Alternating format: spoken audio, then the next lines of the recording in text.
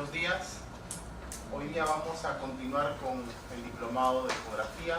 En este segundo módulo vamos a hablar sobre lo que es gestación, la primera parte de gestación, el primer, segundo y tercer trimestre. La clase anterior habíamos hecho la física de la ecografía y habíamos hecho un poquito de práctica con lo que era la física y entender lo que es la base de la ecografía.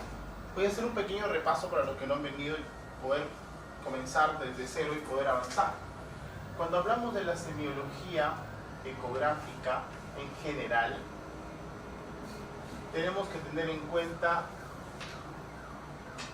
lo que son las ecogenicidades. Este es lo básico. ¿Cuáles son nuestras ecogenicidades? La imagen anecogénica, la imagen hipoecogénica y la imagen hiperecogénica.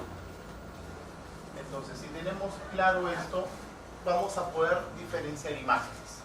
Esto es para todo lo que es ecografía, ¿okay?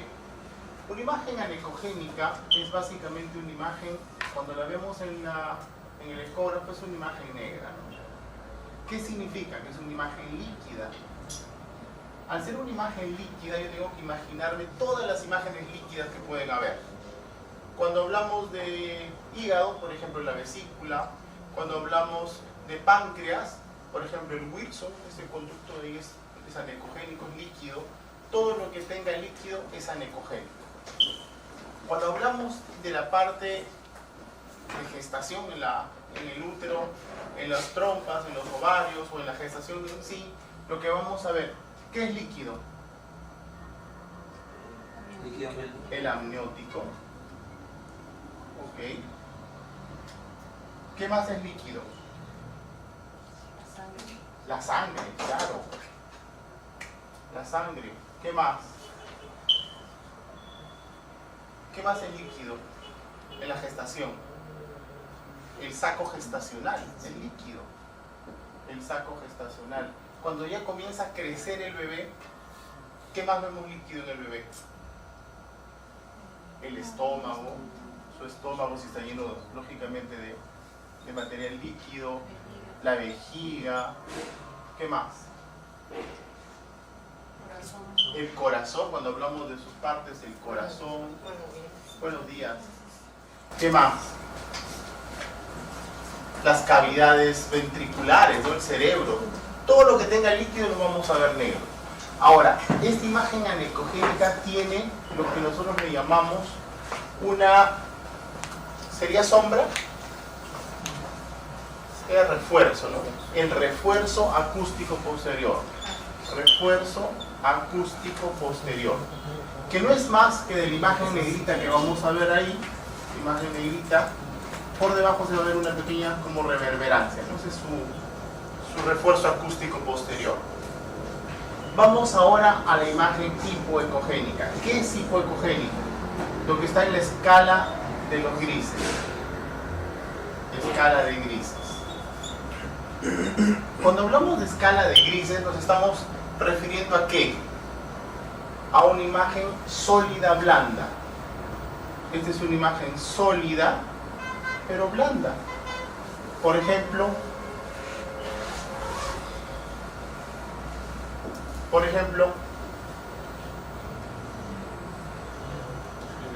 el hígado, cuando está normal, ¿no? Cuando está esteatóxico ya es hígado. El hígado, ¿qué más? El riñón, el parénquima renal. ¿Qué más? Los músculos. ¿Qué más? ¿Qué más es hipoecogénico? Sólido blando. El vaso, cuando está normal, lógicamente. ¿Qué más? Y dentro de la etapa gestacional, ¿qué vemos hipoecogénico? La placenta, claro. ¿Qué más?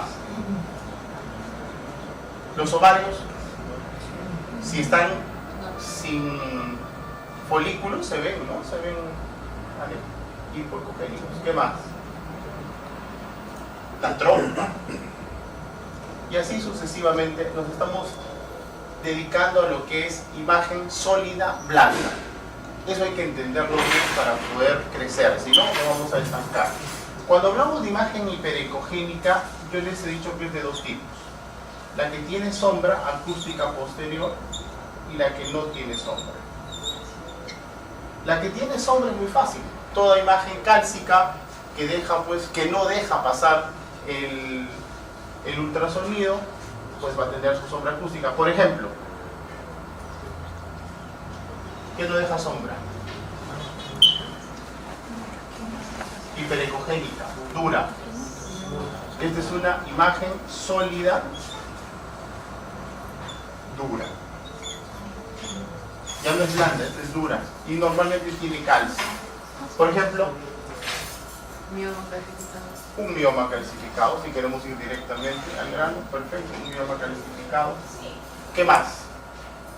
Todos los huesitos, pues, ¿no? Donde ponga el ecógrafo y el huesito va a tener todas las estructuras óseas. ¿Qué más? La litiasis de cualquier tipo de litiasis o cualquier calcificación, ¿no? Cualquier tipo de calcificación se va a ver con sombra acústica, pero va a depender de algo. Esa imagen tiene que ser mayor a 5 milímetros. Si no tiene 5 milímetros, normalmente no va a dejar sombra. Entonces, para que esperar a tener sombra una imagen cálcica, más de 5 milímetros. ¿Y cuál es la imagen hiperecogénica que no deja sombra?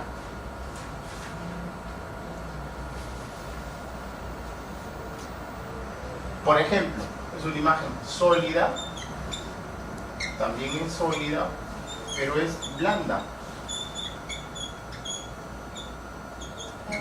Por ejemplo, el hígado graso como patología, claro.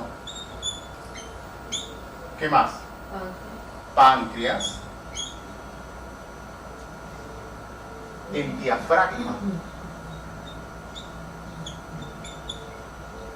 ¿Qué más?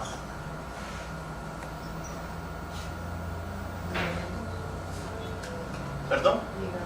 Los ligamentos, claro. ¿Qué más? Un lipoma, ¿sí? ¿Qué más? La médula del riñón, ¿no? La parte central del riñón también es la médula renal. ¿Qué más? Buenos días, adelante. ¿Qué más? Pared vesicular. La pared vesicular, claro. Y cuando hablamos de útero, ¿el útero qué es hiperecogénico sin sombra? El endometrio. El endometrio también es hiperecogénico sin sombra.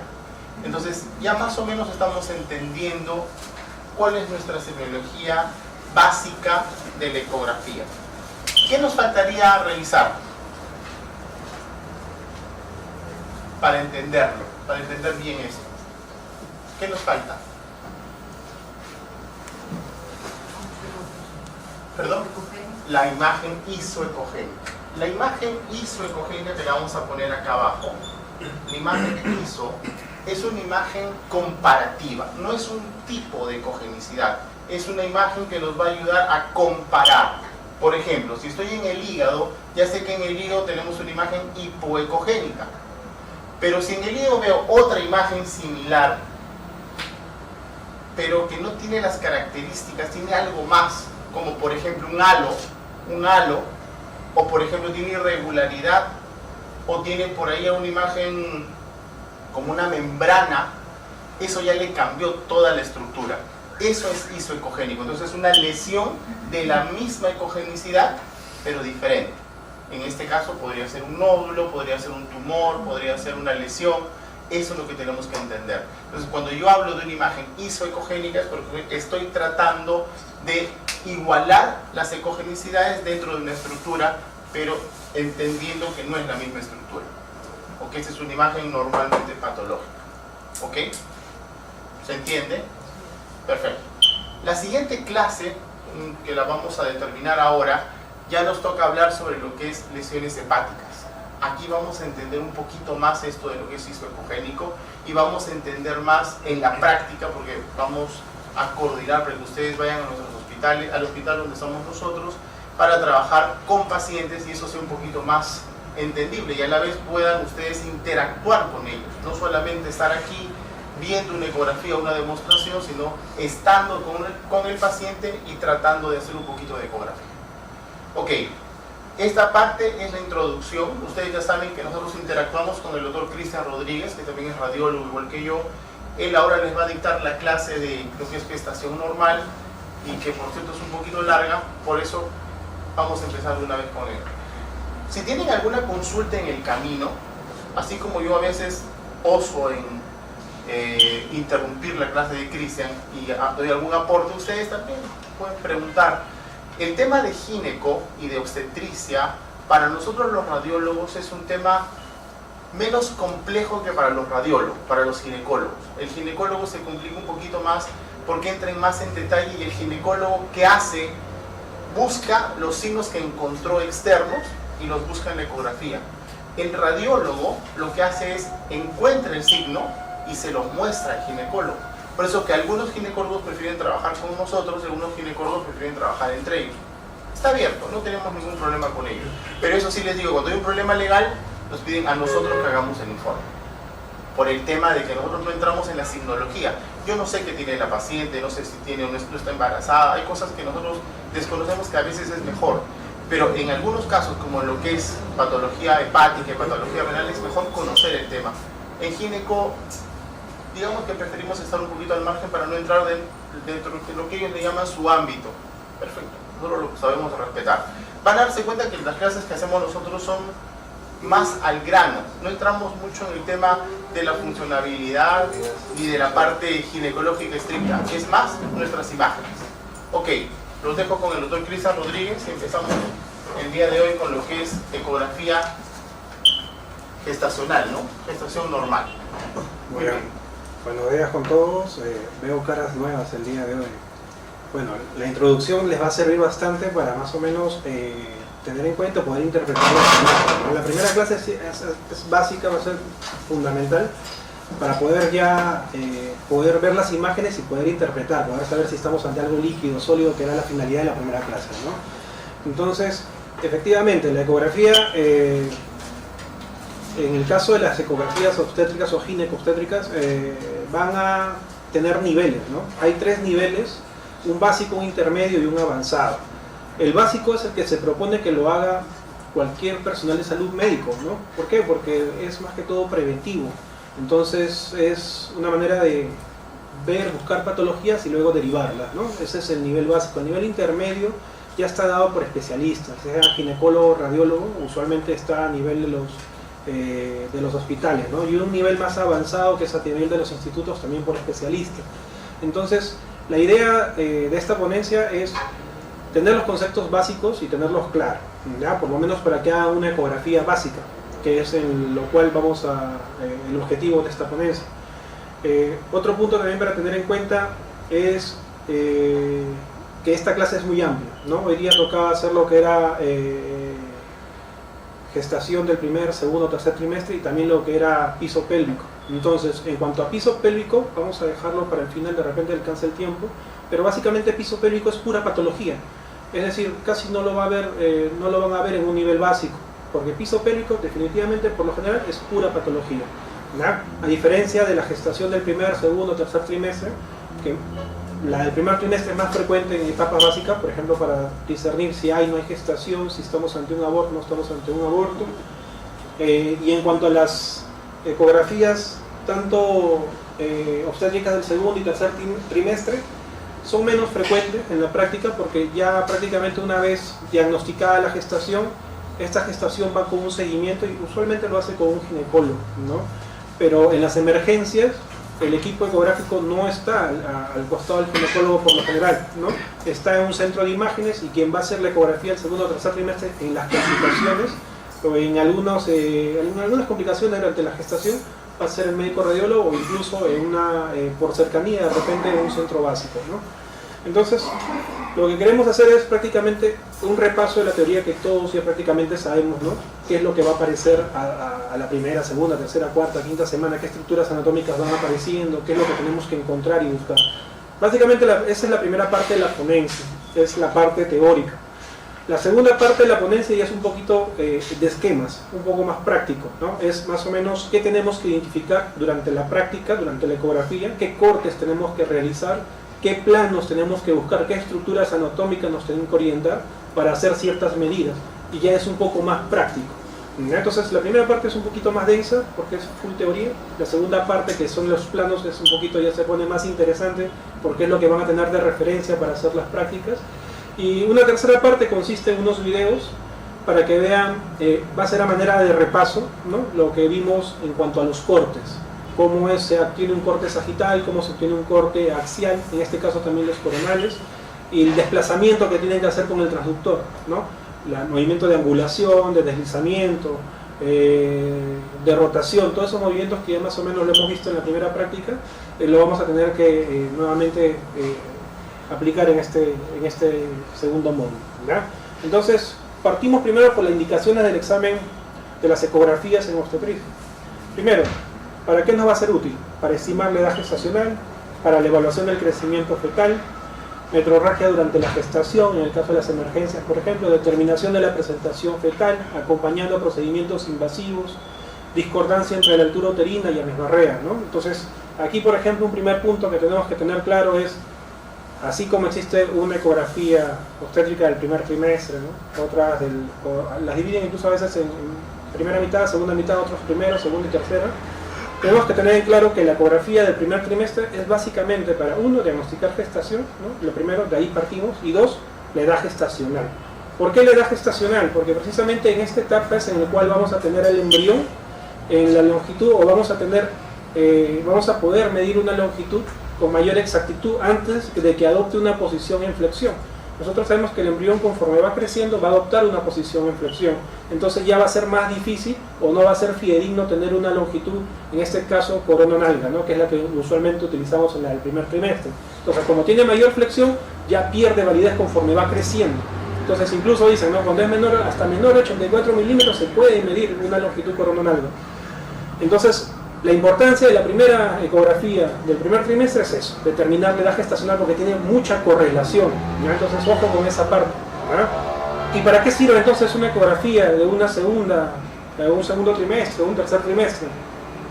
Ya no tanto es para determinar la edad gestacional, porque la edad gestacional ya le dije, ¿no? Es uno, por fecha por última regla, por FUR, y por la ecografía del primer trimestre, pero la funcionalidad o la utilidad del segundo y tercer trimestre es básicamente ya para evaluar crecimiento, ¿ya? Para ver cómo va el desarrollo de la gestación, si se va ganando o en este caso, bueno, el ginecólogo dice en producto, bueno, llamémosle embrión, ¿ya? Entonces, en este caso, si el embrión va desarrollando de una manera adecuada, ¿no?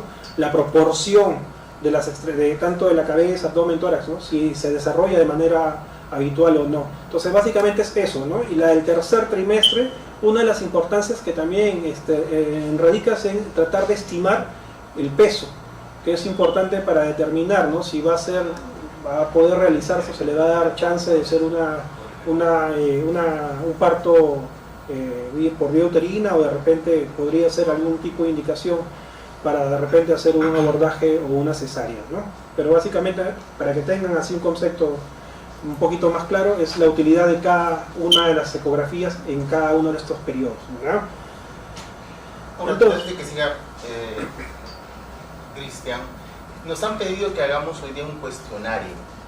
O sea, al final de hoy día ustedes van a llenar un cuestionario, y me parece que ya Cristian ha tocado una de las preguntas ahí en lo que ha mencionado. Entonces sería bueno que ustedes estén atentos, porque al final van a llenar un cuestionario. O sea, sería importante que vayan sacándole provecho a lo que él dice. Ya dijo una pregunta, profesor. Con ayuda hasta, ¿sabes? Que podemos continuar. Pues ya saben, ya tienen ahí una preguntita regalada.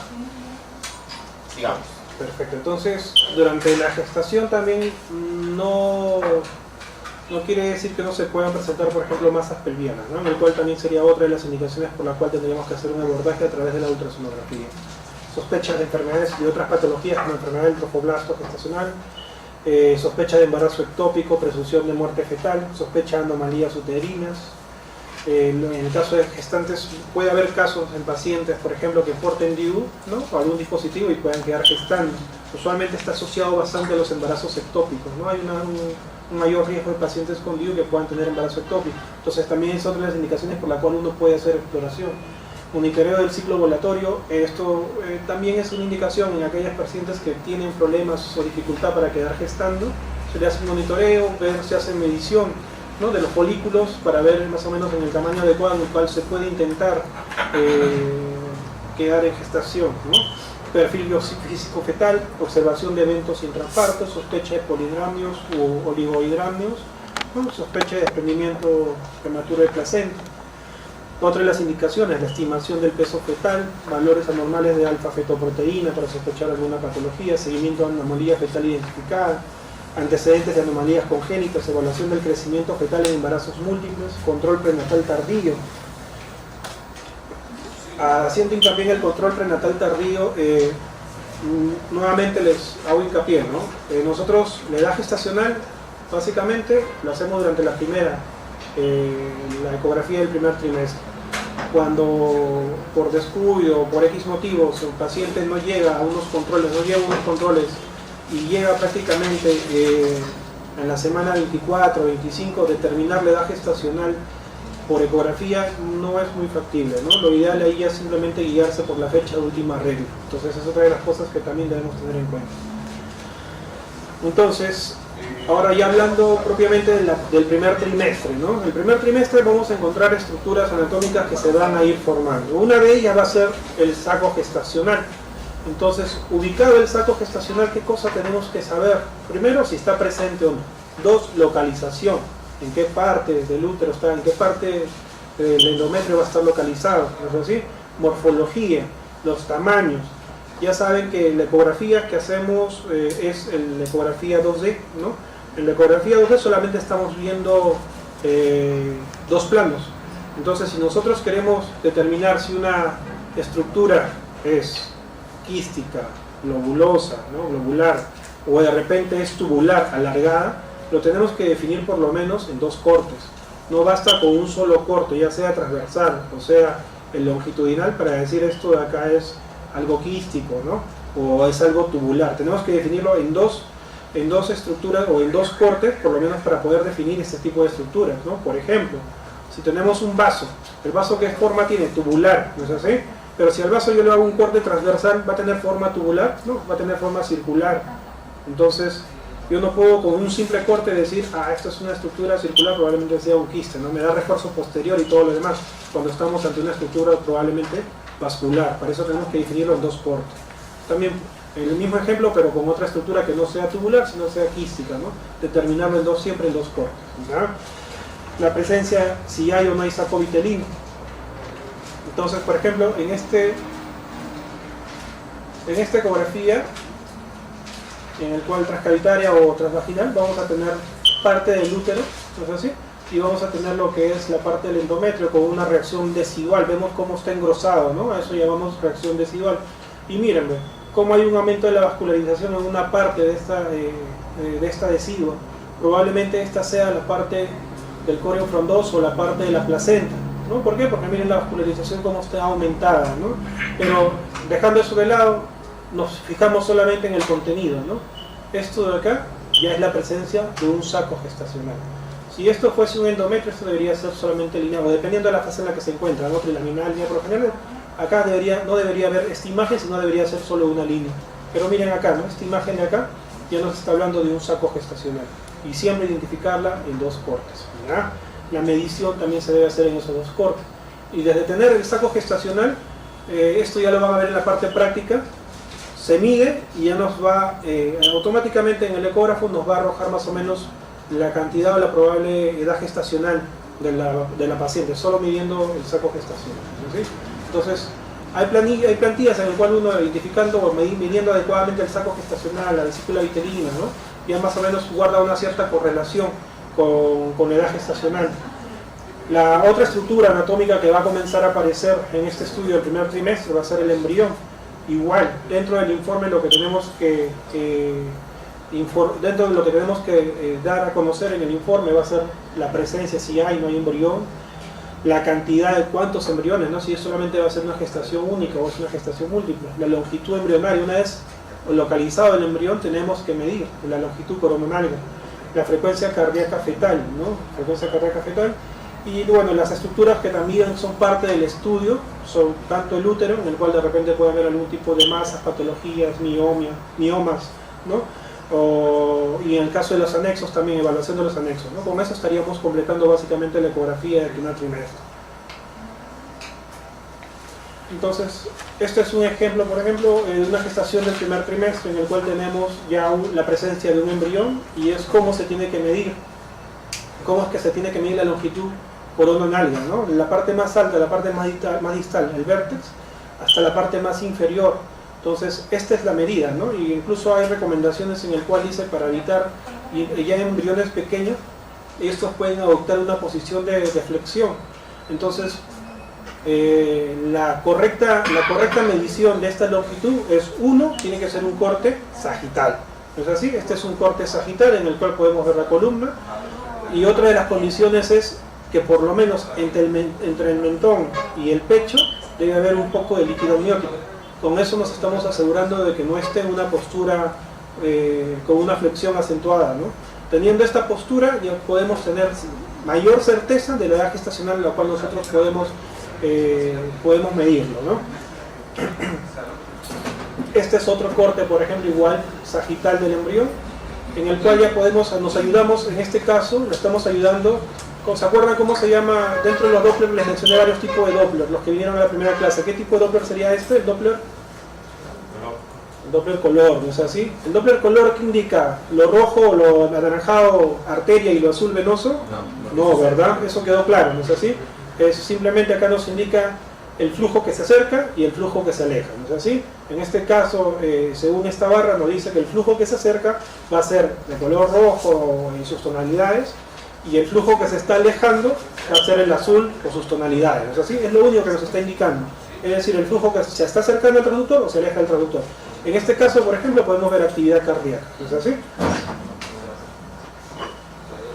Acá tenemos, miren, esta es otra imagen obtenida también con un traductor endocavitario, en el cual tenemos el útero.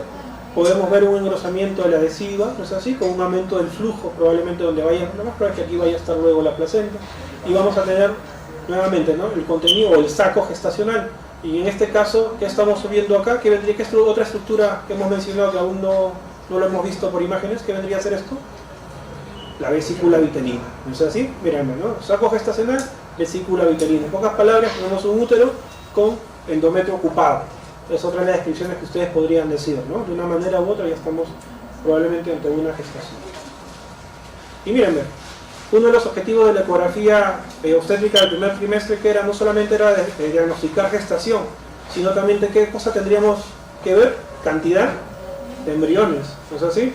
No solamente vemos si hay o no hay saco gestacional, si hay o no hay vesícula vitelina, sino también cuando encontramos los embriones, cuántos embriones hay.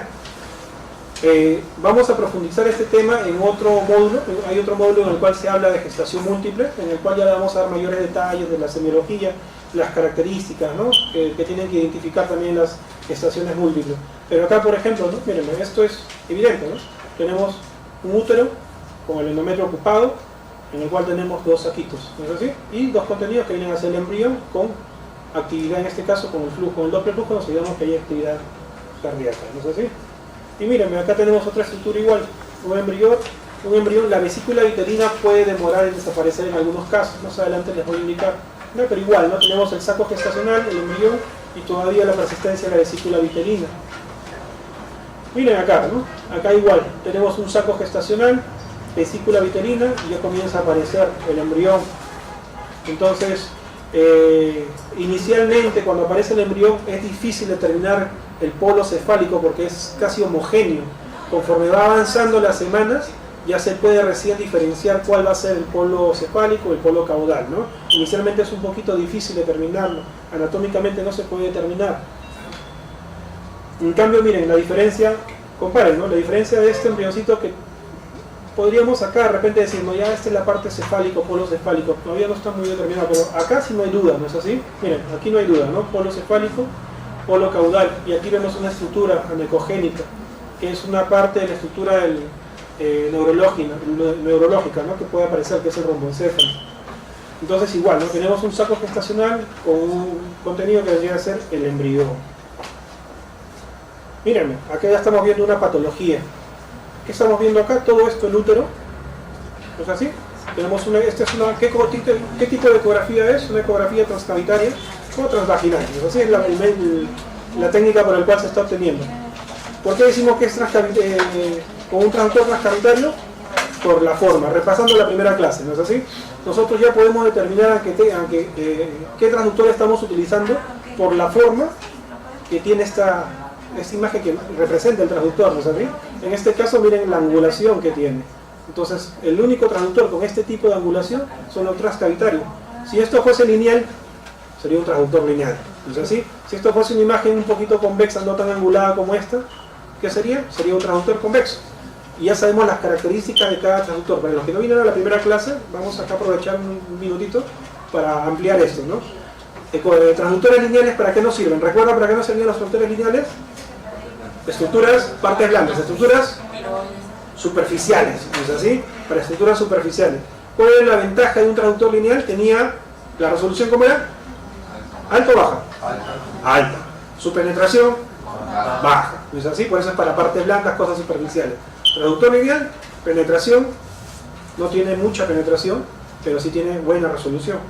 Entonces, cuando tenemos una imagen acá de forma de traductor lineal, entonces la exploración de la cual nos está hablando esa imagen de una forma indirecta es que es una que no tenga mayor profundidad, ¿no? 4 centímetros, de repente 5 a lo mucho de profundidad dependiendo del traductor. Si estamos ante una imagen convexa, ¿ante qué traductor estamos? Un traductor convexo. ¿Cuáles son las características de este traductor convexo? ¿Para qué sirve? ¿Para cosas superficiales o profundas? Para profundas. Por lo tanto, ¿su frecuencia es alta o baja? Menor. Son frecuencias bajas, ¿no? 4, 5, hasta 6 puede llegar. Entonces, mientras menor es la frecuencia, mayor es la profundidad. ¿Y qué pasa con la resolución? Baja también, ¿no es así? Mayor frecuencia, mayor resolución. Entonces, estos traductores de profundidades tienen poca frecuencia, por lo tanto, su resolución baja, ¿no? Y si tenemos este tipo de forma de traductor, ¿ante qué estamos? Ante un transcavitario o endocavitario, ¿no es así? En este caso una ecografía transvaginal, ¿no? Entonces, cuando vemos esto, estamos en una cavidad, lo más probable. Esta misma imagen no solamente la vamos a obtener en las ecografías ginecológicas, ¿no? ¿En qué otro estudio lo podemos obtener? ¿Se acuerdan? También dimos un ejemplo. En las ecografías. ¿Qué tipo de ecografía prostática? Porque hay dos tipos de ecografía prostática, la transabdominal y la otra era la transrectal, ¿no es así? Entonces también lo vamos a ver en las transrectales. Volviendo nuevamente al tema, hemos hecho un paréntesis para recordar y para los que no estuvieron, para que más o menos la parte práctica también lo puedan entender, ¿ya? Entonces miren, aquí ya estamos ante una patología. Acá vemos claramente, ven esta imagen ¿a qué correspondería? Toda esta imagen de acá, al útero, ¿es así? Todo esto sería el útero. Miren esta imagen lineal que aparece por acá, podría ser el cuello uterino, probablemente. No es una buena imagen para evaluar el cuello uterino, porque en realidad no quieren evaluar el cuello uterino acá. Aquí lo que quieren ver es el endometrio. Y miren el endometrio. ¿Cómo está el endometrio? Engrosado, ¿no? Una reacción desigual, miren. Está engrosado. Dentro del endometrio, bueno, ya tiene una reacción desigual. ¿Qué estamos viendo acá? ¿Qué es esto de acá? El saco gestacional. ¿Esto qué es? La vesícula uterina. Y aquí ya hay un esbozo de alguna estructura embrionaria. ¿No es así?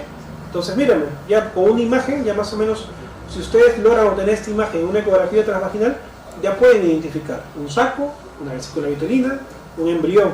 Incluso ya las van a poder medir, ¿ya? Pero miren qué más podemos ver acá. Apliquemos la semiología.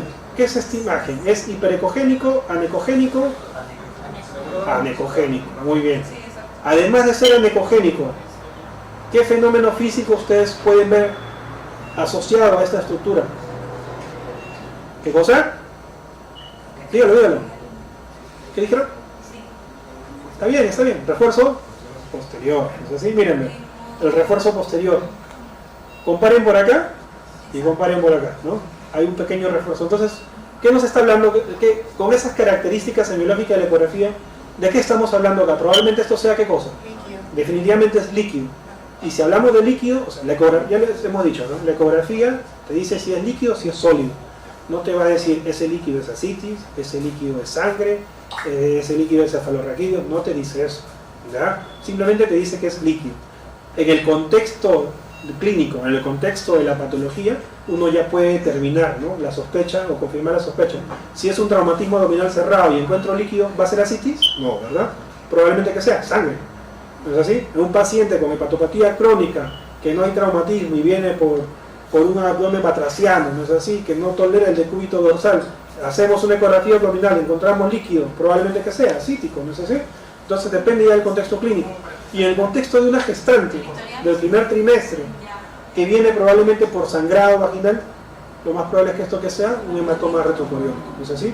Es decir, esto lo podemos determinar como un probable riesgo para un aborto, ¿no es así? Pero vendría a ser un hematoma retrocoriónico, ¿ya?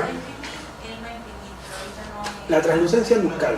Aquí quiero hacer un hincapié, ¿ya? La translucencia nucal usualmente es, dentro de las ecografías hay varios tipos de ecografía, y una de las ecografías que le llaman es la ecografía genética, que usualmente se hace entre las 12 y 15 semanas de gestación. Para evaluar la translucencia nucal hay que tener un entrenamiento, ¿ya? Porque debemos de obtener un corte ideal para medir translucencia nucal. No nos aventemos con un entrenamiento básico a medir translucencia nucal, ¿ya? Es más, si ustedes están en una ecografía básica, tienen un respaldo para no hacer una translucencia nucal, porque es un tema médico, implica muchos problemas legales. Entonces, para hacer este tipo de mediciones sí hay que tener mucha práctica, ¿ya? Hay que tener mucha práctica para obtener la imagen y para lograr medir de manera correcta, ¿ya? Pero igual también se puede evaluar la translucencia nucal. Entonces ya saben, ¿no? Riesgo de translucencia nucal está bien asociado, fuertemente asociado a qué patología. Así es, ¿no? La trisomía, ¿no? Muy bien, entonces ya más o menos abriendo todo el panorama, ahora vamos a ver ya cosas específicas del primer trimestre por semana, ¿no? ¿Cuáles son los objetivos? Diagnosticar la gestación y su correcta implantación, ¿ya? Valorar el número de embriones y en caso de gestación múltiple también el tipo de la misma, ¿no? ¿Qué tipo? Esto lo vamos a ampliar cuando digo de gestación múltiple, ¿no? Si son monocoriónicos, bicoriónicos, todos esos temas que lo vamos a ver en gestación múltiple. Y básicamente determinar la edad gestacional, ¿ya? De todas las ecografías, la ecografía que tiene mayor relación o correlación con la edad gestacional es la del primer trimestre, y la longitud coronal. Eso no cambia. Comprobar la vitalidad del embrión y su correcto desarrollo, detectar las posibles malformaciones, marcadores ecográficos de cromosopatías para hacer el seguimiento, y también explorar, ¿no? A veces hay estudios que hablan de la satisfacción o el hallazgo de la patología, o la satisfacción de hallar una patología, ¿no? Muchas veces, en este caso no es una patología, pero muchas veces vemos que hay una gestación y ya esa satisfacción de la búsqueda de encontrar una gestación, ver el embrión, hace que uno se olvide de evaluar correctamente el resto del útero o el resto del anexo, y probablemente también hay alguna patología concomitante, ¿no? Entonces, no se olviden, no solamente es evaluar el embrión, el saco gestacional, la vesícula vitelina, ¿no?, el adhesivo, también tenemos que explorar el resto del útero, el biometrio, ¿no?, la parte de la serosa, probablemente miomas. Igual con las trompas, las trompas usualmente no se logran ver a menos que haya patologías, por lo general, ¿no? Y los anexos, ¿no?, los ovarios también. Entonces la ecografía transvaginal, ¿qué va a detectar? El saco gestacional, usualmente a las cuantas semanas. Miren, a las cuantas semanas ya comienza a aparecer el saco gestacional.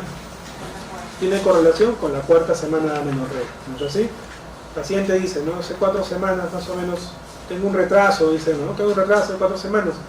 Entonces la sospecha, o lo que yo voy a buscar, o lo que yo espero encontrar en la primera ecografía, va a ser el saco gestacional, ¿verdad? Entonces la primera estructura, miren, la primera estructura visible en una ecografía obstétrica bien precoz, ¿cuál va a ser? El saco gestacional, ¿ya? Igual, ¿no? Debería medirse sus 3 diámetros, pero a veces simplemente teniendo solo una medida ya nos puede dar la correlación con la edad gestacional. Cristian, un momento, ahí nomás, un ratito, solamente para aclarar algo que creo que es importante. Miren aquí, cuando hablamos de saco gestacional, tenemos que tener en cuenta muy claro que nosotros somos ecografistas.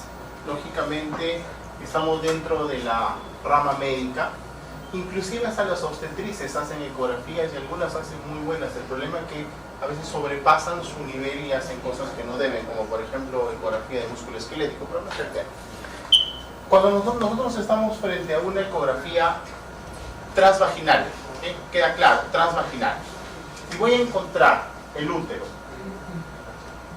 El útero. Se supone que en el útero la parte central es el endometrio. Como dijo Cristian muy bien, de acuerdo a su fase, va a ser laminar, trilaminar o lineal. Eso está claro. Vamos a encontrar una imagen anecogénica. Por ahí empezamos. En la parte central ubicamos una imagen anecogénica, redondeada. En los dos cortes, tanto en el longitudinal como en el transversal, vemos la imagen anecogénica. Esta imagen anecogénica ya nos debe hacer pensar que estamos frente a una gestación. ¿Ok? Algunos ecógrafos, por eso que salí para realizar tienen la posibilidad de hacer la medida única. O sea, saco gestacional y es una sola medida. Y con esa medida hayan el valor equivalente a lo que vendrían a ser semanas de gestación. Como ya lo dijo Cristian, a partir de la 4ª semana ya podemos determinar que esto es una gestación. Si yo tengo una imagen anecogénica como esta y vamos a medir del borde interno hacia el borde interno y me sale, por ejemplo, 5 milímetros y no me sale el valor dentro del ecógrafo, ¿qué hago? ¿Descarto que sea una gestación? No. Lo que tengo que poner yo es informar imagen anecogénica redondeada de 5 milímetros en la zona endometrial sugestiva con gestación temprana. Cuando hablamos de gestación temprana es porque estoy asumiendo que tiene menos de 4 semanas. Entonces yo en mi informe pondré imagen sugestiva de gestación temprana por saco gestacional de 5 milímetros. ¿Ok? Eso tiene que quedar claro. Vamos a ver. Esta imagen ya creció. Esta imagen ya está más o menos así. Y por acá va a aparecer una bolita. Igualito se va a ver acá. Y vamos a medir. Esa medida yo la voy a poner en el ecógrafo y me va a salir 4 semanas, 2 días. Ahora, aquí existen dos formas de medir. Según Hellman, que son 3 medidas, o sea, 3 distancias, y lo que le llaman la medida convencional, que es una sola distancia. Entonces yo puedo hallar el saco gestacional por una medida o por 3 medidas dependiendo del ecógrafo con el que estoy trabajando. En este caso es una sola medida y te sale directamente ya por default el valor de la edad gestacional. Puede salir 4, puede salir 5. El problema es cuando sale 6. ¿Y quién me dice por qué? Cuando ya sale 6 semanas por el saco gestacional, se supone que yo ya debo ver embrión. Ya lo dijo Cristian, ya debo ver embrión. Y en el embrión tengo que ver frecuencia cardíaca. Entonces ya estamos avanzando en las etapas de gestación y estamos avanzando en la observación de algunos elementos que de repente no son tan comunes. Acá también ya, conforme pasa la gestación, en el saco gestacional, creo que se apagó el pulmón.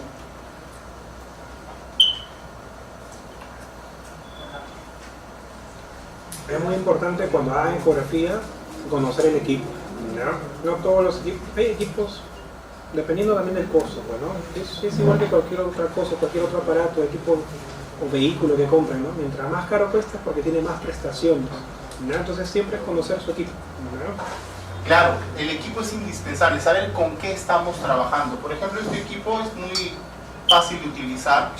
Existen equipos mucho más compuestos, mucho más caros también, que uno va a tener pues que adaptarse a la forma del equipo. Muchos dicen, ¿qué equipo uno se tiene que comprar? El que sea fácil para ti. Así de simple. O sea, con el que tú te sientas cómodo, con eso tienes que trabajar. Entonces ya hemos hablado. Hellman nos habla de 3 diámetros y nos habla De manera general, un solo diámetro. Y ambos nos van a dar las semanas y con días. Eso es lo que ustedes van a poner en su informe. Gestación única de 4 semanas, 2 días por saco gestacional. Si es doble, gestación doble o gemelar, doble normalmente se pone, de tantas semanas por saco gestacional. Conforme pase el tiempo, ya no vamos a hablar solamente de una imagen anecogénica, sino dentro de esa imagen anecogénica, como dijo bien Cristian, va a aparecer un esbozo sólido. Ese esbozo sólido todavía no sabemos diferenciar en qué polo estamos, pero sí podemos tranquilamente medir de céfalo, nalga, y siempre por dentro. Esa es la famosa CRL, que es el diámetro longitudinal céfalo-rabadilla o céfalo-nalga, como ustedes quieran. Para todos los efectos, esta medida es la más exacta para lo que es edad gestacional. Si se va a hacer seguimiento, ¿cuál es la medida más fidedigna? Esta, el CRL. Porque el saco gestacional puede variar. El CRL se supone que es exacto. Ya Cristian habló muy bien de que tiene que tener un espacio entre la cabeza y la parte distal. Ese líquido nos va a ayudar a diferenciar que estemos en un corte adecuado. Pero a grandes rasgos, esta es nuestra medida ideal para hallar edad gestacional. ¿Ok? Entonces, no solamente es entender la teoría, sino en la práctica qué es lo que vamos a poner y entender lo que en la práctica vamos a nosotros hacer como ecografistas. No hay que asustarse. Alguna vez me tocó la oportunidad de ver una gestación que no crecía, se quedó pasmada. El ecografista lo que menos tiene que hacer es complicarse la vida. Yo le puse imagen sacular anecogénica de tanto por tanto en la zona central del endometrio de aspecto inespecífica. Se sugiere complementar con laboratorio para sugerir edad gestacional o probable embarazo en proceso de... Ya ustedes pueden poner lo que quieran. Yo me quedo solamente con imagen anecogénica en la zona central del endometrio de aspecto inespecífico. Se acabó. ¿Por qué? Porque si ese es un involutivo, la persona indicada para decir que es un involutivo es el ginecólogo. Entonces nosotros no tenemos por qué meternos en más líos de los que podemos manejar. Hasta aquí ya estamos. ¿Ok? Ahora, si vemos esta imagen, que debería ser redondita, es el saco gestacional, lo veo irregular, pues también tendré que ponerlo en un informe. Imagen anecogénica irregular o si ustedes quieren festoneada del saco gestacional de aspecto inespecífico. Y a eso tienen que agregarle si hay o no hay alrededor hematoma. Entonces todo eso se tiene que informar. Todo eso se tiene que colocar en el informe. ¿Ok? Me pareció ahorita importante mencionarles esto porque cuando hagamos la práctica, no sé si tendremos alguna gestante de primer trimestre, pero saber si estamos en saco gestacional normal o con gel. Listo, ya no interrumpo más, salvo que sea estrictamente necesario. Perfecto. Entonces, efectivamente, justo estamos en un punto en el cual nosotros hacemos la ecografía, vemos la cavidad uterina, ¿no? Y vemos una imagen anecogénica. Entonces, no toda imagen anecogénica en una paciente de edad fértil va a ser necesariamente un saco gestacional. Y ahí precisamente vienen los diagnósticos diferenciales, ¿no? Si yo solamente estoy ante una imagen anecogénica, es decir, no veo vesícula vitelina, no veo embrión, solamente veo la imagen anecogénica, y para mi mala suerte coincide con que ya hay un periodo de amenorrea, entonces yo tengo que plantearme otros diagnósticos diferenciales, ¿no? Uno de ellos puede ser la gestación temprana, pero hay otros diagnósticos más, como por ejemplo puede ser de repente sangre intracavitaria, ¿sí? ¿Qué otra cosa podría ser? Quistes adenomióticos. En pacientes mucho más jóvenes, estenosis cervical, y por la misma estenosis cervical que hay retención de fluido, en este caso de fluido intracavitario, ¿no es así? ¿Qué cosa más? Ojo, el pseudosaco gestacional. Cuando hay un embarazo ectópico, el embarazo ectópico está en otro lado, menos en el endometrio, ¿no? Y entonces viene un paciente con su examen de laboratorio, gestación, y nosotros vemos una imagen de pseudosaco y hacemos diagnóstico de embarazo intrauterino, ¿no? Y en realidad estamos por no explorar el resto de las estructuras que ya les dije. Una ecografía de la primera gestación no está completa si yo no termino de evaluar el resto del útero, el resto de anexos, ¿ya? Entonces también puede haber una imagen pseudo gestacional en un embarazo ectópico. Entonces, no toda imagen circular, ovoidea, anecogénica va a ser para mí saco gestacional. Tengo que pensar otros diagnósticos diferenciales, ¿no? Entonces, por eso en la parte de la descripción es importante. Si no veo gestación temprana versus las otras, ¿no? O simplemente las describo. Pero eso tienen que tenerlo en cuenta siempre, ¿ya? Muy bien, entonces la primera estructura embrionaria en aparecer, ya les dije, es el saco vitelino. Es visible entre la quinta, 12ª semana, precede entre 4 a 7 días a la visualización del embrión. Es decir, a partir de la cuarta semana ya comenzamos a ver lo que es el saco vitelino. Luego el embrión se visualiza por ecografía transvaginal hacia la final de la quinta semana, con un engrosamiento cercano a un polo del saco vitelino. En este caso no va a estar todavía diferenciado los polos, y el saco vitelino que va a medir entre 2 a 4 milímetros, ¿no? Y en esta etapa, en este periodo, todavía no puede presentar latidos cardíacos, ¿no? Entonces, muchas veces nos hacemos problemas cuando estamos en estos bordes, ¿no? Cuando tenemos un probable embrión y no le vemos latidos. Entonces, ¿qué hacemos, no? Lo que primero que tenemos que hacer es la edad gestacional por la ecografía, y 2, siempre en sus diagnósticos recomendar el seguimiento, ¿no? O la ecografía control posterior, ¿no? Esperar. Cuando estamos en estos tiempos límites, siempre es mejor una ecografía control posterior, ¿no? Dentro de las recomendaciones. Por ejemplo, aquí tenemos, en este caso igualito, ¿no? Tenemos un saco gestacional. Bueno, acá tenemos también, no se ve muy bien el saco gestacional, la parte de la implantación. Aquí ya vemos un embrión, ¿no? En el cual podemos ver actividad cardíaca.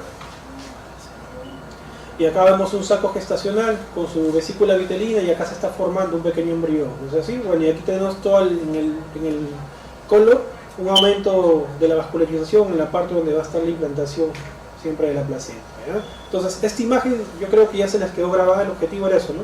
Que graben esta imagen acá, un aumento de la decidua, ¿no? Un aumento, bueno, la parte del endometrio deja de llamarse endometrio para llamarse decidua. Vamos a ver un engrosamiento, la parte de la implantación, en lo que va a corresponder al cordón frondoso, que posteriormente vendría ya a ser una placenta, y lo que vendría a ser el saco gestacional, ¿no es así?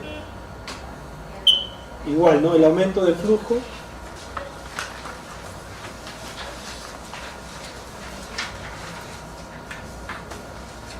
Bueno, en este caso tenemos, ¿no? El saco gestacional, la vesícula vitelina, y acá comienza a aparecer una imagen lineal, ¿no? Que vendría a ser el embrión. Entonces, miren, acá ya tenemos el embriocito también que aparece en uno de los polos. Entonces, vamos a tener que el latido cardíaco fetal va a ser visible a partir de qué semana? Comienzos de la 6ª semana. Ya por eso digo, cuando hay estos límites en el cual ven embrión, no ven latidos, y justo la edad gestacional está para 5 semanas, siempre planteen la posibilidad de un control a posterior, ¿ya? Siempre planteen la posibilidad, les va a ayudar bastante, les va a salvar el momento también. No se avienten por poner gestación involutiva, gestación no viable. Siempre busquen un control, ¿ya? No, con una sola ecografía hacer un diagnóstico es un poquito presuroso, ¿ya? Siempre busquen un control a posterior. Entonces, a partir de la visualización del embrión ya se puede realizar la medición de la longitud coronal, que tiene una gran correlación con la edad gestacional. Ese es otro concepto que tienen que quedar claro, ¿verdad? La aparición de la frecuencia cardíaca fetal por ecografía transvaginal se va a dar a la 6ª semana. El saco vitelino va a medir entre 3 a 4 milímetros. Nuevamente, la máxima correlación de la edad gestacional, ya la saben, con la longitud coronal. A la 6ª semana aún no se va a distinguir el polo cefálico del polo caudal del embrión, ¿ya? Y acá nuevamente, ¿no? Tenemos, miren, aquí no podemos distinguir un polo caudal de un polo cefálico, ¿no? Simplemente vemos el saco gestacional, la vesícula vitelina, y miren este engrosamiento, ¿no? Pero ya podemos hacer la medición, ya podemos hacer esta medición, pero no puedo determinar dónde está la cabeza, dónde está la parte caudal, ¿ya? En la 7ª semana comienza a identificarse el amnios envolviendo completamente al embrión. Al final de la misma se va a diferenciar la cavidad amniótica de la coriónica. El polo cefálico ya se va a distinguir del tronco, estamos hablando ya de la 7ª semana. En una semana de diferencia ya comienza a ver este cambio. Por lo general va a estar en correlación con 12 milímetros en cuanto a la longitud coronal. y el embrión ya comienza a plegarse sobre sí mismo, ¿no? Entonces ya comienza a haber esa posición de flexión. Entonces, cuando ya hay una diferenciación del polo caudal del polo cefálico, al momento de hacer la medición corona-nalga, siempre buscar que haya un poco de líquido amniótico entre la barbilla y el tórax. Si la barbilla y el tórax no hay un poco de líquido amniótico, quiere decir que no vamos a estimar bien la edad gestacional porque está en una postura, una actitud de flexión. Sí, dame un favorcito, regrésate a la imagen de la sexta semana. Porque acá es donde ocurre la mayoría de los problemitas. En la imagen. La imagen de las sextas. Ahí está. Ustedes dirán, estamos frente a esa imagen. En el informe, ¿cuál le pongo? ¿El saco gestacional o el CRL para el informe? Es una muy buena pregunta porque se supone que si yo le pongo las medidas para el saco gestacional me va a salir 6 semanas. Estamos en la sexta semana. Salvo que haya alguna alteración del saco gestacional que sea patológica. Ok. Esa imagen hipoecogénica, que parece más hiperecogénica, que es una zona donde ya está el embrión en crecimiento, yo le hago la medida por el CRL y debería correlacionar con 6 semanas. Pero muchas veces no correlaciona. Por varios factores, porque se midió mal, porque hicieron mal la toma o porque realmente estamos en un proceso alterado de su crecimiento. ¿Cuál debo colocar? Las dos. Entonces, si yo voy a poner en mi informe, le pongo 6 semanas por saco gestacional, 5 semanas y 4 días por CRL. ¿Ok? Entonces, siempre tenemos esa imagen, debemos correlacionar las dos. Y siempre hay que medir, yo le llamo anillo gestacional, a lo que ustedes le llaman saco vitelino, ¿no? Yo le llamo anillo gestacional. Y a eso lo miden y también va dentro del informe. Porque todo eso el ginecólogo va a valorar para cuando empiece su procedimiento ya de crecimiento. O sea, va a poner, si medía tanto aquí, ahora va a medir tanto, y hay inclusive hay ecógrafos que ya tienen ese programa que estadifica cada segmento, cada toma ya tiene su propio módulo. Eso es importante que ustedes lo sepan diferenciar. Entonces, estamos frente a una imagen doble, tenemos que hacer un informe doble, de saco gestacional y de CRL en el informe. ¿Okay? Y también es importante mencionar lo que dijo Cristian, en la decidua. ¿La decidua está alterada o no está alterada? Muchas veces hay sangre, o sea, hay hematoma, hay hemorragia. Eso hay que ponerlo. ¿Y cuánto mide? Si hay un hematoma, ¿de cuánto es? Para que ustedes tengan claro que cuando se haga el examen posterior, cuánto hubo y si sigue habiendo ya no hay o es más. ¿Okay? Eso también hay que ponerlo en el informe. Muy bien, Cristian. Prometo no volver a interrumpir. No, está bien, está bien. Entonces, importante, ¿no?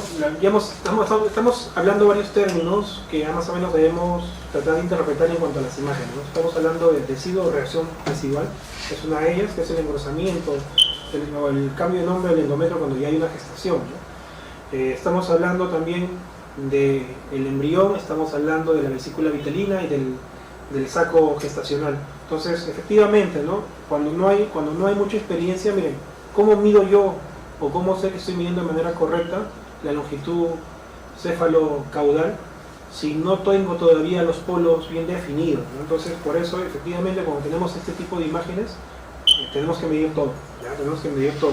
¿Para qué? Para que haya luego, como digo, ¿no? En los seguimientos, en los controles, para que vean el desarrollo que se va dando, ¿ya? Entonces, siempre es importante eso.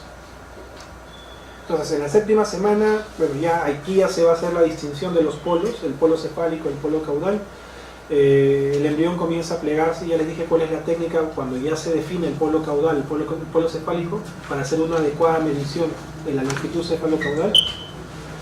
En el polo cefálico va a aparecer una vesícula sonolucente, que ya hemos visto una imagen, ¿se acuerdan? Una imagen en la cabecita en la cual veíamos una imagen circular anecogénica que va a corresponder al homoencéfalo, que luego va a ser, dentro de la evolución va a corresponder a lo que sería el cerebelo, a la parte de la protrusión, todo lo demás, ¿ya?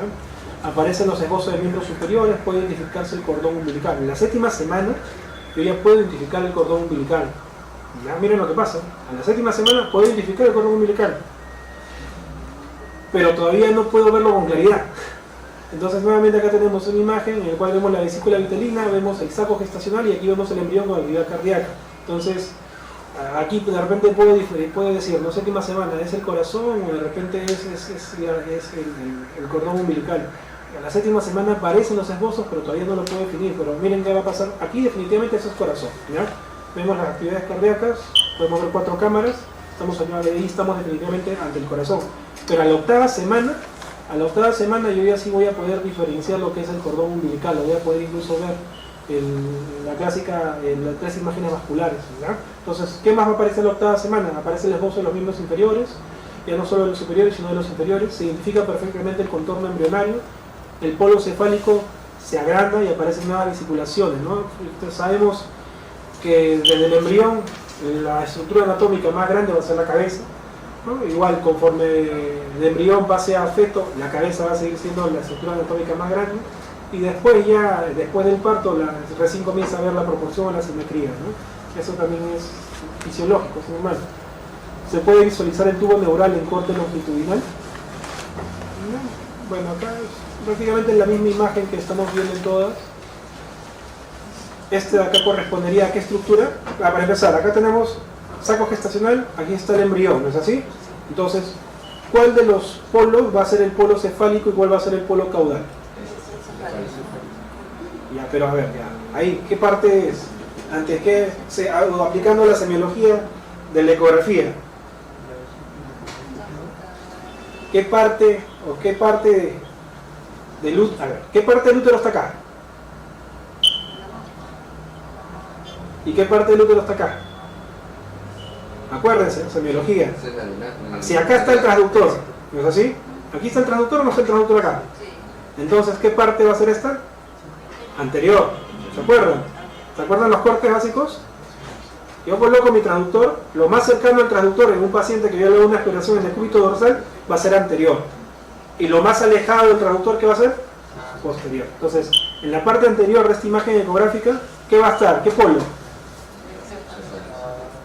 Polo cefálico. ¿Y esta imagen de acá qué correspondería? Al encéfalo. Entonces, ¿este polo qué va a ser? El polo caudal. ¿Qué se puede identificar? ¿No es así? Miren, esbozo de qué? De las extremidades superiores. Y esbozo de las extremidades inferiores. ¿Ven? Entonces ya podemos identificar, ¿no? Entonces, en la octava semana comienzan los movimientos embrionarios.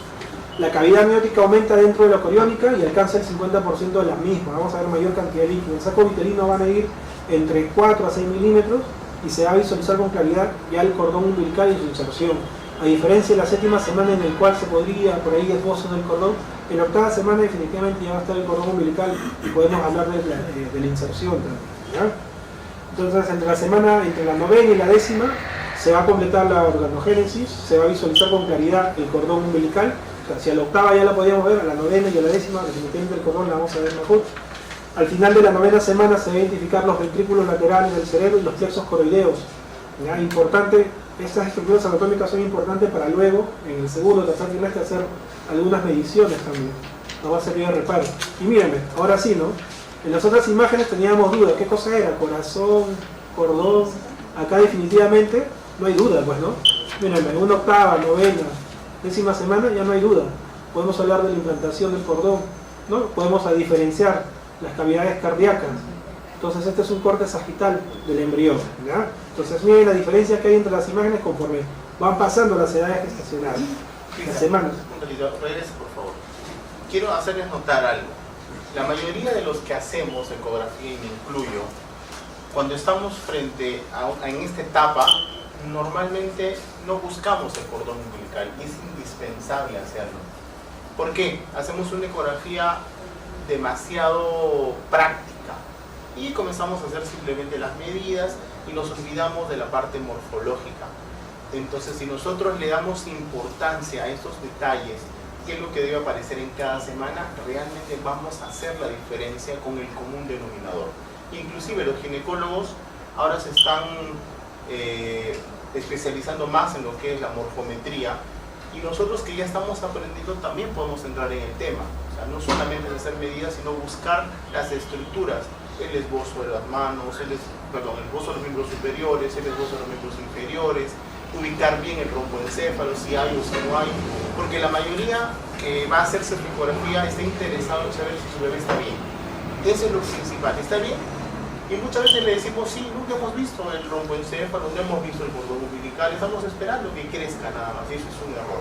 Entonces, ahora es el momento que ustedes sepan valorar el motivo de las imágenes. Esa imagen lineal que ahora está vascularizada, que es el cordón, hay que colocarlo. Si estamos en la 9ª semana, poner que estamos viendo ahí el cordón umbilical. Les aseguro que eso le va a traer consecuencia que muchos otros colegas les quieran enviar sus ecografías. Son pequeños detalles que sirven. Listo, Cristian. Yo estoy cumpliendo mi promesa.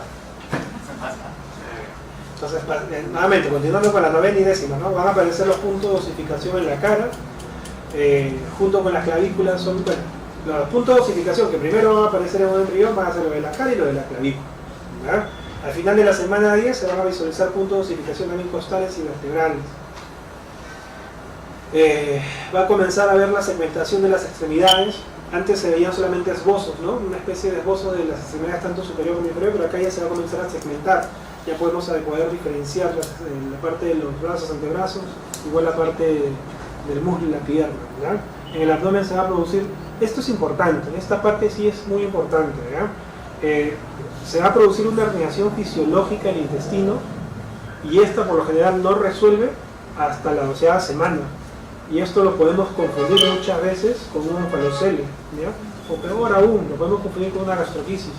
Son dos patologías que no podemos hacer diagnóstico de esas patologías en esta semana, porque ya les estoy diciendo, hay una herniación fisiológica del intestino, ¿ya? Entonces, tanto el onfalocele como la gastroquisis no podemos hacer diagnóstico en esta etapa todavía, ¿ya?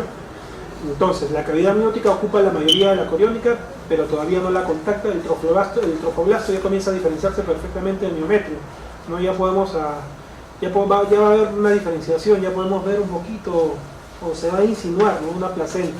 Entre la semana 11 y 12 pueden visualizarse la mayoría de los órganos por ecografía transvaginal.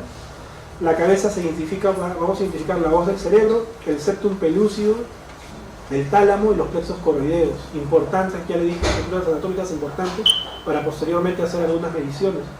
El tejido de los hemisferios cerebrales es sonolucente, el cerebelo y la cisterna magna son perfectamente identificables, ¿ya? Les había prometido que va a haber una exposición de cortes en el cual ustedes van a ver cómo o cuáles son las formas en el cual logremos estas imágenes, ¿no? Y qué tipo de técnica vamos a poder utilizar para lograr estas imágenes. Entonces, la osificación de la bóveda craneal se va a completar a la 11ª semana. Se identifica el canal medular, las 4 cámaras cardíacas y la aorta también la vamos a poder ya identificar. Se puede visualizar el estómago, hígado, riñones, vejiga. O sea, prácticamente la organogénesis ya va a estar completa, pues, ¿no? Se puede identificar la mayoría de las estructuras óseas. Y acá, nuevamente, miren, hasta el 20% de embriones conservan la herniación fisiológica del intestino. Entonces, yo para hablar de onfalocele, de este tipo de patologías, no lo puedo hacer hasta después de la semana 13, 14 incluso, ¿no? Hemos dicho que hasta la 12 todavía puede persistir en casi la mayoría, pero miren, hay un 20% de embriones que hasta la semana 13, semana 14 todavía va a tener esta herniación fisiológica. Entonces, para hablar de esta patología, onfalocele, una protrusión, ¿no?, de los intestinos a través de, o una protrusión intraabdominal a través del cordón umbilical, va a haber, o lo podemos diagnosticar con certeza después de la semana 14 todavía, gracias a este 20% que todavía puede persistir esta herniación fisiológica, ¿verdad? Bueno, acá ya vemos una estructura, miren, ¿qué parte del embrión más o menos está fácil, puede identificar qué parte del embrión es? A ver, empecemos. ¿Qué corte del embrión creen que es eso de acá? ¿Es sagital? Difícil, ¿no? Imagínense un embrión en corte sagital, ¿cómo tendría que verse? O sea, prácticamente todo el eje, estaríamos viendo todo el eje del embrión, es decir, el eje más largo. Pero entonces no es un corte sagital. ¿Qué corte es? Es un corte transversal. ¿Y qué estructura anatómica puede ser esta? Miren, miren, circular, se parece a la de un adulto, miren, circular, ¿qué hay acá? Una línea media, ¿no? Entonces, ¿ante qué estructura estamos? La cabeza. Este es un corte transversal de la cabeza. Miren qué bonito se ve, ¿no? El desarrollo del embrión. Entonces, mírame, prácticamente acá tenemos un embrión en el cual ya podemos identificar, ¿no? La parte, ¿qué polo vendría a ser esta? Cefálica. Polo caudal, miren, las extremidades, la segmentación de las extremidades. Miren acá, dedos, pies, ¿no? La parte del muslo, la parte de la pierna. O sea, ya puedo ver, ya prácticamente es un embrión en el cual la organogénesis se completó, ¿no es así? Semana 11 y 12, el lámiz está en contacto con el corio, el cuerpo lúteo gestacional ya inicia su involución. El saco vitelino ya no se ve en la mayoría de casos, pero es posible que persista en la semana 13 y 14, ¿no? El saco vitelino desaparece, pero miren, en la semana 13 y 14 ya lo puedo, todavía se puede ver y no va a ser patológico, ¿no? Entonces, ¿este qué tipo de corte es? O sea, creo, esto de acá no debe haber duda, ¿no? Este es un corte transversal, ¿ya? Este es un corte sagital. ¿Y este qué corte es? También sagital. O sea, ¿sí? Entonces, en cuanto a los cortes no debe haber duda, ¿ya? ¿Por qué? Corte sagital, ¿qué quiere decir? El eje más largo. Corte axial es un eje corto, ¿no? Es un eje transversal. Les hablé de la translucencia nucal, les hablé de la ecografía genética y también les dije, hice hincapié que esta ecografía hay que tener bastante práctica y entrenamiento para hacerla, ya por toda la implicancia médico-legal y prácticamente la asociación que tiene la translucencia nucal con el síndrome de Down, ¿no? Entonces ahí hay que tener bastante cuidado. No necesariamente en una ecografía básica lo podemos hacer, ya no están obligados a hacerlo. Entonces ahora ya prácticamente hemos visto todo lo que es primer trimestre. Yo sé que es un poquito tedioso la parte teórica, pero esto ya lo saben. Es simplemente refrescar, recordar qué pasa en cada semana, qué órganos tenemos que encontrar en la ecografía para hacer esta correlación con las edades gestacionales, ¿verdad? Es un refrescar. La segunda y tercer trimestre ya lo he agrupado ambos con las características porque casi todo ya está formado. La organogénesis, que es en la primer trimestre, que es lo más importante en este caso, así que esto ya va a ser un poquito más rápido. Ya vamos a hacer un pequeño break acá. Sí. Acá vamos a parar un poco y quiero hacerles mención de algo importante. Cuando se habla de la translucencia nucal, si bien es cierto que cualquiera la puede hacer, nosotros estamos en condiciones de hacerla, pero no estamos en una provincia alejada donde no hay un ginecólogo que la pueda realizar. Se supone que esa es una ecografía de segundo nivel hasta de tercer nivel. Entonces es mejor que esas ecografías la hagan los especialistas. Si bien es cierto, estamos en la condición de hacerlo, solamente es cuestión de pedir, ¿no? Pero yo les sugiero que estando en Lima, no realizarla. Pedir, o sea, estamos en la semana 12, gestación única activa de 12 semanas, por biometría fetal. Se sugiere realizar ecografía de translucencia nucal por especialista y con eso ustedes se van a evitar un gran problema, porque ustedes en la ecografía de translucencia nucal tienen que determinar si hay o no hay algún tipo de lesión morfológica o genética y eso ya implica un problema. O sea, lo que nosotros menos queremos aquí son los problemas que podría traernos una ecografía simple, entonces evitémoslo. Pasemos al siguiente nivel, que es la ecografía que la puede hacer el ginecólogo o el radiólogo. En mi hospital, en la clínica donde yo trabajo, la hace el ginecólogo. Yo sinceramente no hago ningún problema. Se la manda el ginecólogo, todas las morfológicas, todas las genéticas las hace el ginecólogo y yo soy feliz. Sinceramente, no me hago problema. Lo que sí me incomodaría es que un ginecólogo un Doppler de rodilla y sí me puede incomodar. Pero mientras no hagan eso, todo está bien. Ok, ahí vamos a quedar por ahora. Vayan, aprovechen ir al bañito, hacer el 1, el 2, el 3 y el 4 y tomen su cafecito y vienen nuevamente despiertos, porque vamos a hacer un poquito de práctica. Listo, están libres. Estoy cómoda, pero yo también. No se olviden que yo no puedo estar moviendo mucho mi hombro porque si hago una ecografía no pasa nada, pero si hago 20 en una mañana, como que me va a incomodar, ¿no? Hola, un ratito, disculpe. Ah, ya, perfecto. Siempre es bueno cubrir. No se olviden que adentro hay un bebé que podría tener frío y Lima está fría, ¿no? Aparte para el tema estético, que se ve bonito, ¿no? Vamos a bajar esto. Vamos a bajar algo un poquito más, bajar un poquito la trucita. Como estamos con una gestante de aparentemente 12 semanas, nos va a servir para hacer la ecografía doble. O sea, vamos a ver por la vía transabdominal, porque la transvaginal creo que no es necesaria, ¿no? Si se puede ver diámetro cefálico, suficiente. Ok, vamos a buscar entonces acá en nuestro ecógrafo lo primero que es, ¿se acuerdan del probe? Con ese diferencio que estamos o no frente a una, ¿cómo se llama? Transductor endocavitario. Transcavitario, o estamos frente al transductor Convexo. convexo. Este es el convexo.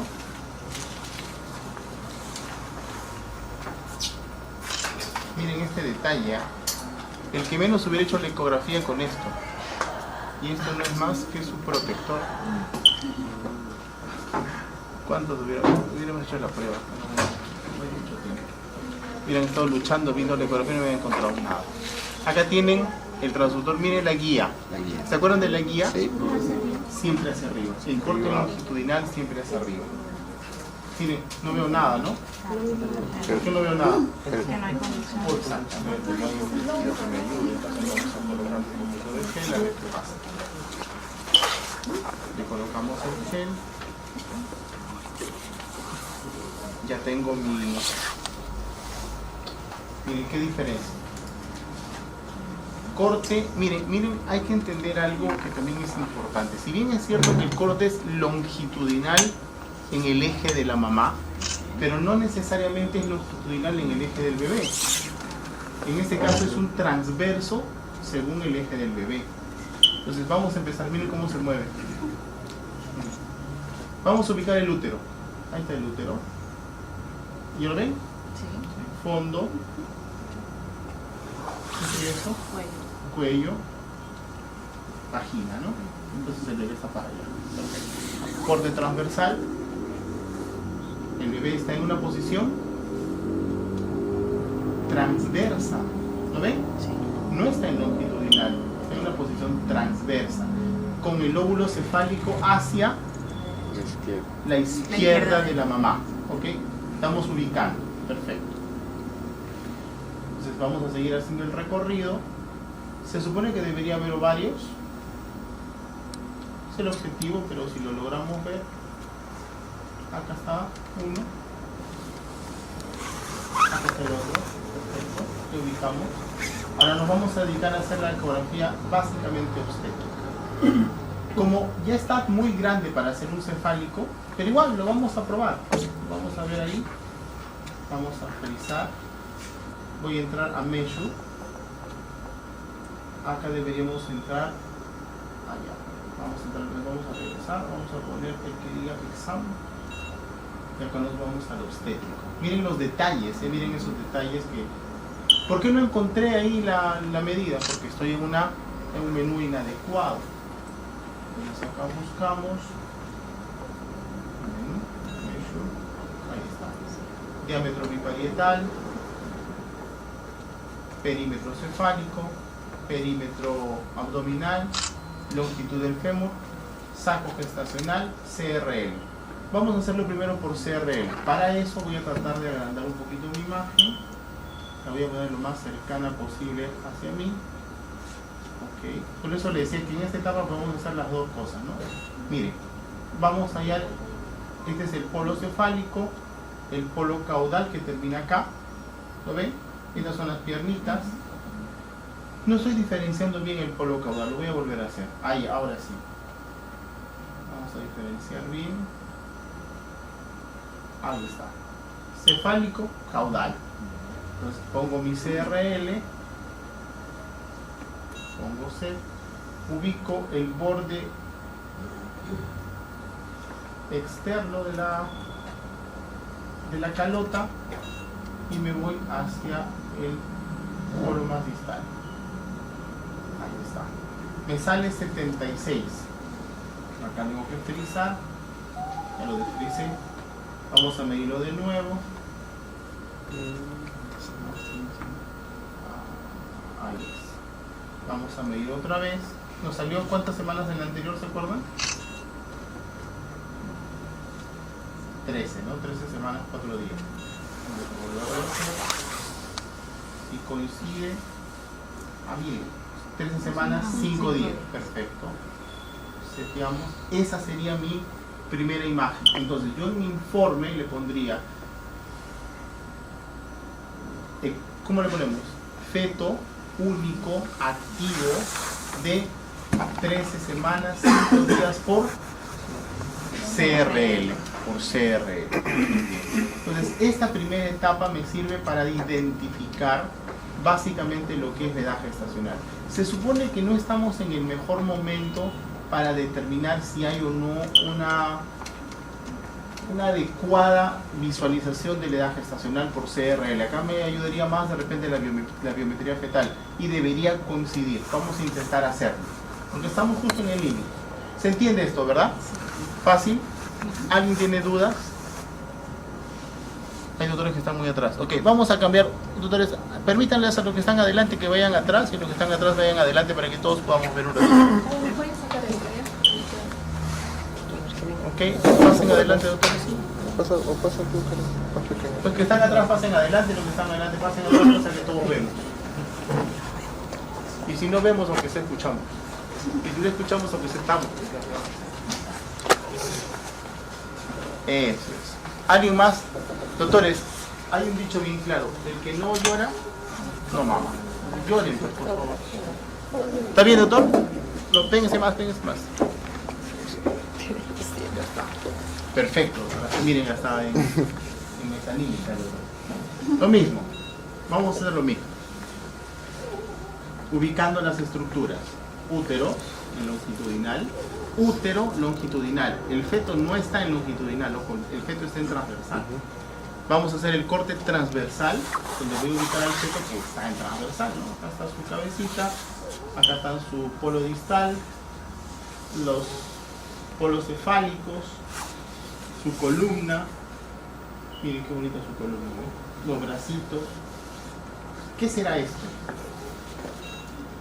¿Qué será esta zona de acá? La placenta.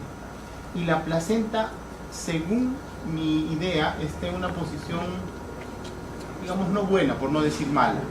Está en el polo posterior. Debería estar acá, ¿no? Debería estar, es mejor que esté anterior, porque de aquí está muy cerquita al óseo. Y eso podría ser una placenta de implantación baja. No es el caso, porque está bien retraído. Todavía le falta crecer, entonces estamos hablando un poquito en futuro, ¿no? Vamos a seguir. Vamos a buscar nuevamente al bebé. Como se mueve, le ponemos activo, ¿no? Entonces, está activo, está bien, que se mueva. Pero no mucho, que no se canse de medida nomás. Ahí está. Tengo el polo cefálico, tengo el polo caudal, voy a hacer la medida. Nuevamente me voy a CRL.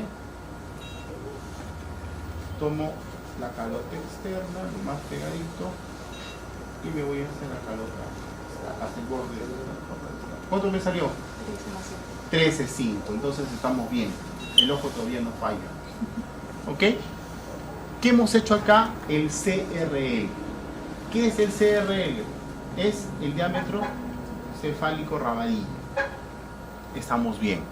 ¿Ok? Vamos ahora a intentar, no es el momento, pero vamos a intentar hacer lo que le llamamos, ¿qué cosa? El diámetro biparietal. Antes, creo que es importante que vean, aunque este bebé se mueve como si le pagaran. Sí. En la teoría dijeron que primero hay que tomar como punto de referencia, no cierto espacio que tener. Claro, pero este bebé que tiene 13 semanas, ya está demasiado grande. Acá básicamente, ahora lo vamos a ver, déjame tu pregunta un minuto. Miren acá, acá tenemos la famosa frecuencia cardíaca.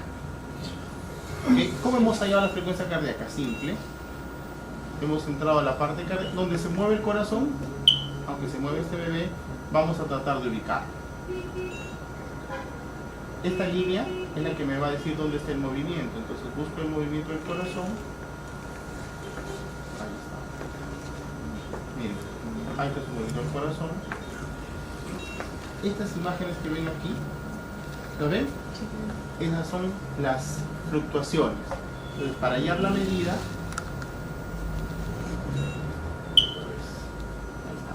para hallar la medida debe ser un...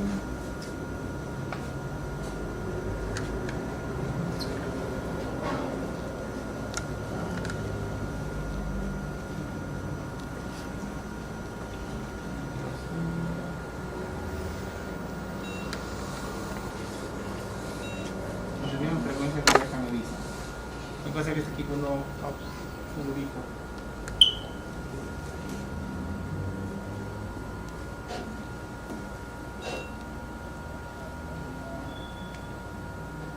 Pero ya está en el eléctrico o No, no tengo gente, lo que falta ver es cómo hallar las frecuencias también.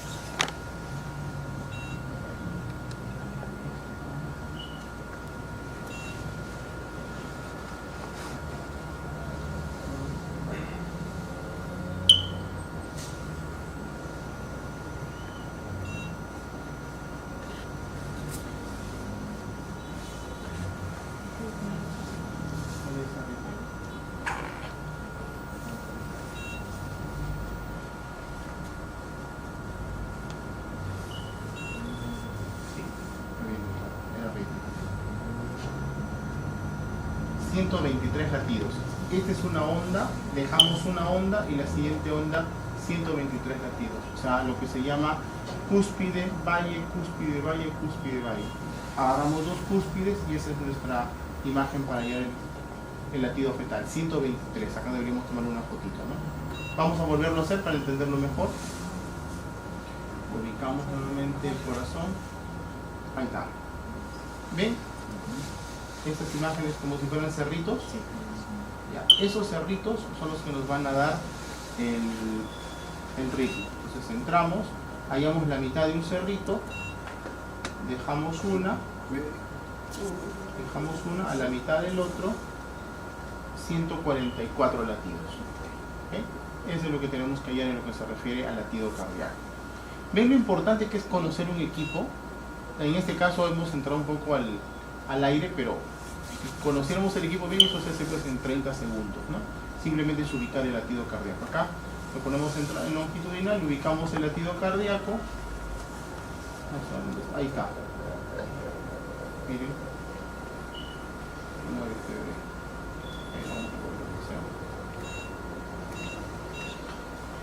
Otra vez ahí, ubicamos ahí está. Se mueve, pues, ahí está. ¿Ven ahí están? Esos cerritos, eso es lo que medimos. Entramos nuevamente en measure, entramos a otro, medidas cardíacas, acá. Tiene que dice ritmo, ahí está. ¿Ven? Un ratito lo agarramos. Mitad del cerrito y nos vamos hasta la otra mitad del cerrito. 144 latidos, perfecto. ¿Ok? ¿Se entiende, no? Hemos hallado frecuencia cardíaca, estamos bien. Vamos a la pregunta del doctor, que no me lo he olvidado. El doctor me pregunta si cuando el bebé es pequeñito, ¿cómo vamos a tener nuestra referencia? Ok, en este caso, realmente esa ya no es una medida adecuada, porque el bebé ya se mueve demasiado. Ya pretender que tenga un espacio entre el mentón y el abdomen, miren cómo se pone, miren. Inclusive está haciendo piernas, está haciendo ejercicio para las piernas ahorita. Es un poco complicado. Hemos tenido suerte en la anterior que le hemos agarrado. ¿Cuál es la idea? Que veamos la mejor zona cefálica, la parte más distal del encéfalo, y la parte más podálica, que vendría a ser la parte de su distal de su abdomen, donde está más o menos la pelvis. Esto hay que medir, sin medir los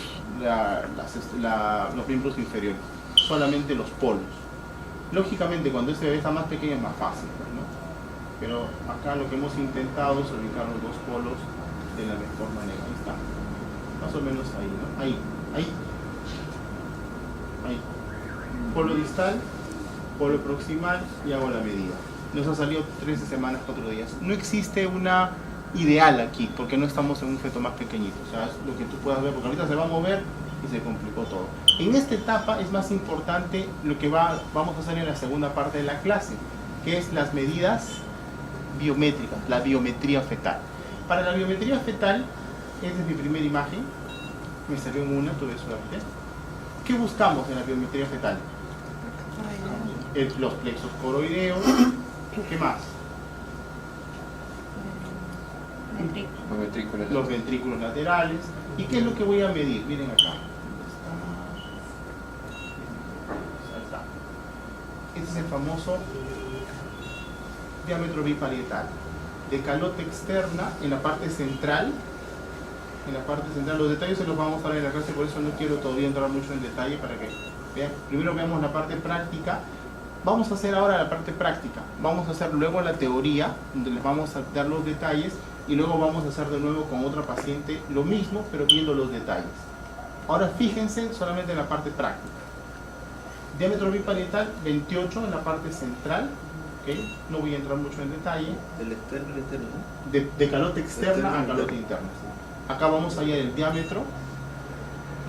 Igualito puede ser de adelante para atrás o atrás para adelante. Miren en los detalles nada más. En la parte central, y acá se va a abrir. Ahí está. Se abrió. Entonces tengo que tratar de ubicar la zona más. Ahí está.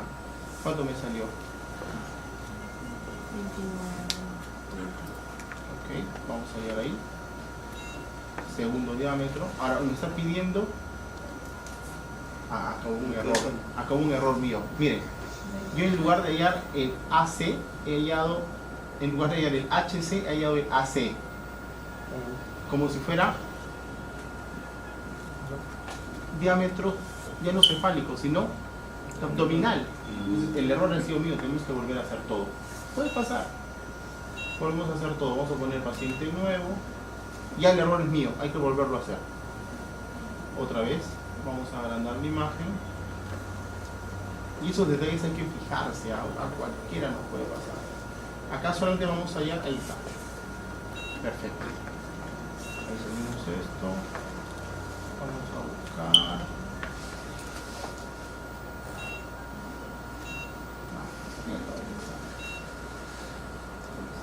Obstétrico. Ahora sí, vamos a hacer. Miren, cada ecógrafo tiene su característica, ¿no? Hay que simplemente respetarla. Ahí está. Ahora sí voy a abrir. Ahora sí. Diámetro biparietal. Vamos a volver a medir. De calote externa a calote interna en la zona media, pasando por ahí.